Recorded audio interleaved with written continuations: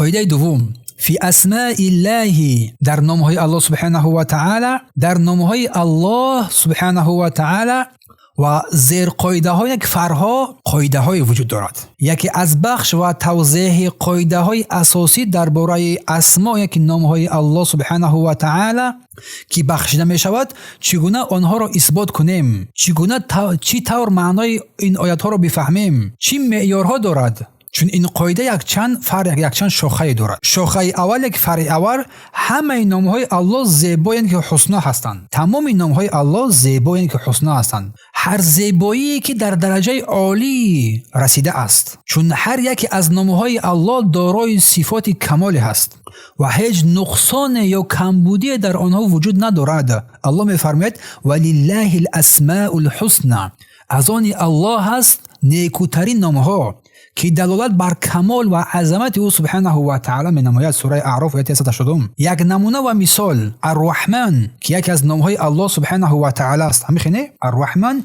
یکی از نامهای الله سبحانه و تعالی است که دلالت کننده به صفت بزرگ است که رحمت وسیع است. رحمت وسیع الله همه چیز رو همگان رو فرا گرفته است. پس از این رو ما میفهمیم که دهر میگویم عصر، دهر از نامهای الله نیست، چون که در این دهر مفهومه که حدی غایه زیبایی میرسد در آن دیده نمیشود. و در حدیثی که رسول الله میفرماید که لا تسبوا الدهر فان الله هو الدهر، دهر رو دشنام ندهید که زیرا الله خود دهر است. روایت مسلم است. دهر رو دشنام ندهید زیرا الله خود دهر است. دهر عصر میگیم، سال رو میگیم.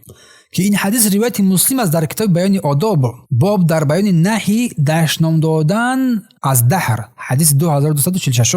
حدیث ابی هریره است که پیامبر الله فرمود لا تسبوا الدهر، زمانه رو دشنام ندهید فان الله تعالی قال، بعد از که الله گفت انا دهر، من دهر هستم، الایام واللیالی لی، این روزها و شبها از آن من است، این روزها و شبها از آن من است، چگونه بخوام آنها را چیز تغییر میدهم، زیر کنترل خود قرار میدهم. سند این حدیث رو علما گفتن صحیح است. پس عالمان بزرگ ابن قیم رحمه الله تعالی در کتاب زاد المعاد در مجلد دوم میفرماید که کسی که با زمان دشنام بدهد او انسان در میان دو حالت قرار دارد. کسی که زمانه را دشنام بدهد در میان دو حالت قرار دارد که از هیچ یکی از آنها راه گریزی نیست. یکم یا او الله را دشنام ندهد یا بر الله شرک می آورد. برای چی؟ میفرماید که زیرا اگر او باور داشته باشد که تنها الله است که همه آن حادثه ها را انجام میدهد، تمام حادثه ها حوادث در دست الله سبحانه و تعالی است، ولی همزمان آن را باز دشنام میدهد این زمانه را، پس او در اصل الله را دشنام داده است میگوید.